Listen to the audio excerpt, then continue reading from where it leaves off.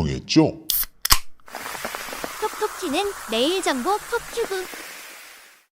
톡톡 튀는 매일 정보 톡튜브입니다. 오늘은 새로운 신산업으로 급성장한 기업에 대해 살펴보겠습니다. 중고차 시장은 대표적인 레몬마켓으로 유명했죠. 여기서 레몬마켓은 어떤 마켓일까요?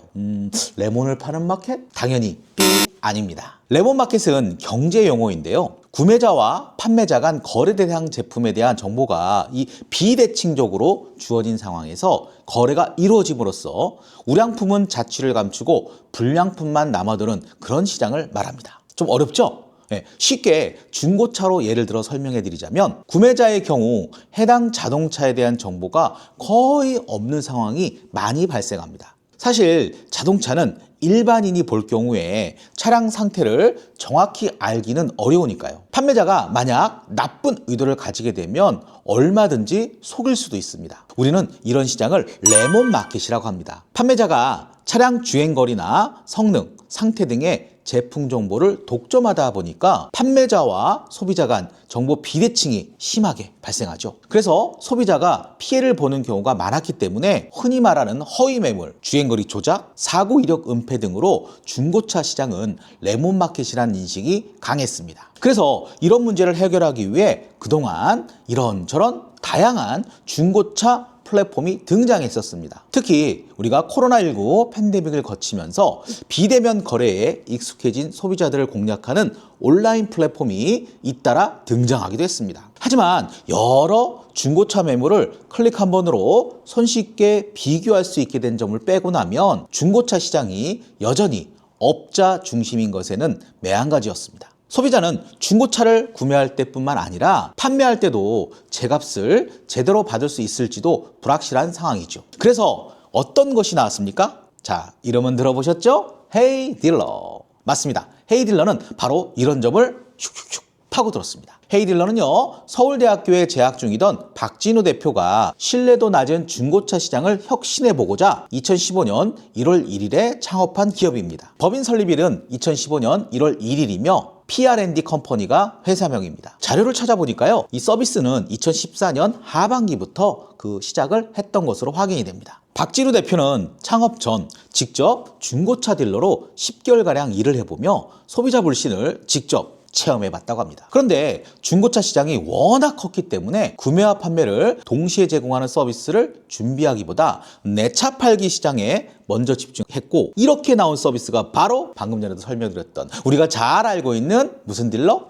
헤이딜러입니다. 헤이딜러는 중고차 판매 경험이 없는 일반 소비자도 전문 딜러들을 상대로 실랑이 없이 제값에 중고차를 팔 수 있도록 역경매 시스템을 도입했습니다. 당시 내 차 번호판 입력만으로 시세를 알아볼 수 있는 시스템은 혁신적이었죠. 판매자가 차량 사진과 차종, 연식, 주행거리, 차량 번호, 판매 지역, 보험 처리 이력 등 주요 정보를 앱에 입력하면 딜러 수백 명이 혹은 수천 명이 역경매 방식으로 차량 매입 가격 견적을 제시하는 방식으로 역경매가 진행되고, 수익 모델은요, 중고차 딜러들로부터 받는 거래 수수료라고 합니다. 여기서 헤이딜러는 거래가 이루어질 때마다 건당 일정 수수료를 받는 구조입니다. 비대면으로 진행되는 중고차 매매 과정과 역경매 방식 덕에 가격을 잘 받아준다, 이런 입소문이 나기 시작하면서 헤이딜러는 소비자들로부터 큰 호응을 얻었습니다. 2014년 10월경 서비스가 시작된 후 만 5년이 되기 전인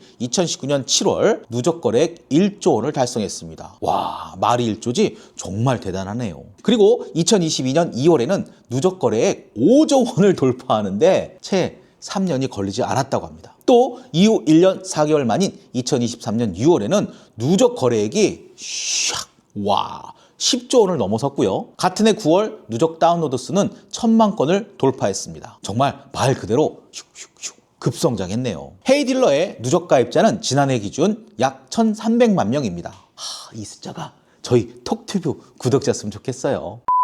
중고차 시장이 점차 커지면서 P&D 컴퍼니 매출도 역시 슉슉 급성장했습니다. 최근 회계 자료를 살펴보면 2021년 389억 원이었던 매출은 2022년 665억 원, 그리고 2023년 898억 원으로 3년 새 약 230%나 성장했습니다. 2022년에는요, 영업 비용 중 61.9%인 509억 원을 광고 선전비로 사용하면서 회계 장부상 보게 되면 155억 원의 영업 적자를 봤습니다. 하지만 2023년에는요, 매출이 늘어난 덕분이겠죠. 423억 원이라는 큰 광고비를 쓰고도 1년 만에 흑자 전환에 성공할 수 있었다고 합니다. PR&D 컴퍼니는요, 꾸준히 매출 규모를 키워오고 있고 대규모 투자 유치에 성공했는데 조만간 상장을 할지도 모르겠습니다. 연내 상장 주관사를 정하기 위해 조만간 주요 증권사들의 입찰 참여 요청서인 RFP를 보낼 것으로도 알려져 있습니다. RFP를 보내면 바로 상장할 수 있나요? 먼저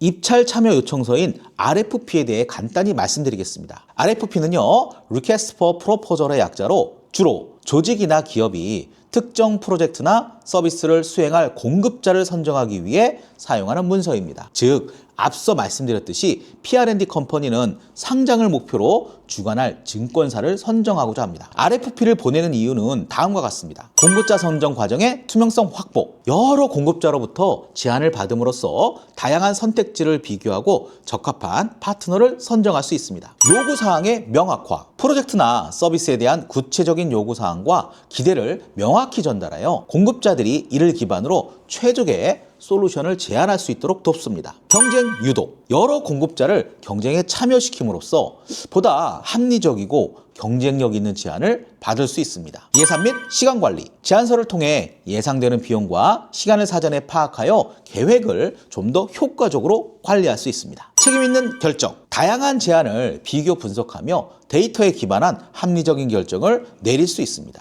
결론적으로 RFP를 보낸다고 바로 상장을 할 수 있는 것은 아닙니다. 상장을 위한 준비를 하는 과정에 있다고 보는 것이, 그리고 실질적인 상장을 위해서는요, 상장 예비 심사 등의 복잡한 절차를 거치셔야 합니다. 다시 본론으로 돌아와서 PR&D 컴퍼니는 무려 1조 원대의 기업 가치를 기대하고 있는 것으로 알려져 있습니다.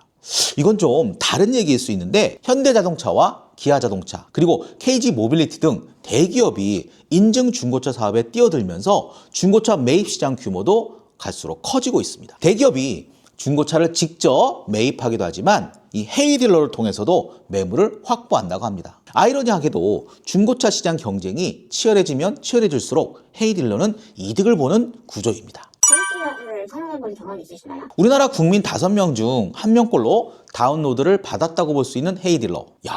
당연히 저도 그 사용자 중에 한 명입니다. 저는 현재를 기준으로 총 3번의 사용 경험이 있습니다. 2번은 아는 지인을 대신해 승용차와 트럭을 팔기 위해 그 사용을 도와드린 적이 있고요. 나머지 1번은 제가 열심히 탔던 쉐보레 볼트 EV를 팔기 위해서 이용을 해봤습니다. 헤이딜러 어떠셨나요? 처음 사용이 2022년이었던 것 같은데 사용하면서 참 빠르고 편리하다 이런 부분에 깜짝 놀랐었습니다. 마치 챗봇과 대화를 하듯이 앱에서 입력하라는 정보를 입력하고 또 필요한 사진 등을 올리니까요, 순차적으로 딜러들이 구매 희망 가격을 올렸고요. 저는 마음에 드는 딜러와 약속을 잡고 현장에서 차량을 같이 점검한 후에 최종 협의를 하고 판매를 할 수 있었습니다. 흔히 말하는 부담감가 이런 것들은 경험하지 못했습니다. 그래서 지인의 승용차는 빠르게 판매를 할 수 있었습니다. 그런데 트럭의 경우는 현장에 나온 딜러가 오히려 판매보다는 이거 그냥 타시는 게 나을 것 같습니다, 이렇게 권유를 하더라고요. 그래서 결국에는 트럭은 팔지 않고 더 타는 것으로 선택했었습니다. 이 후기를 찾아보면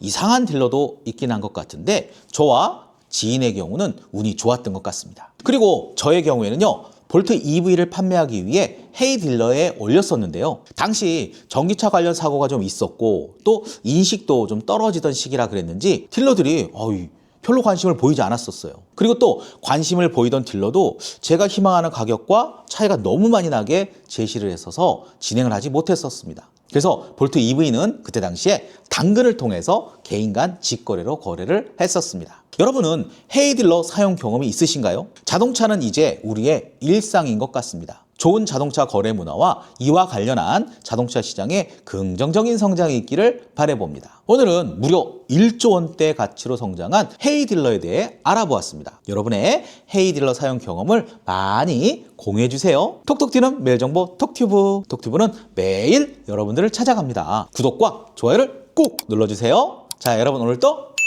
톡튜브 하세요.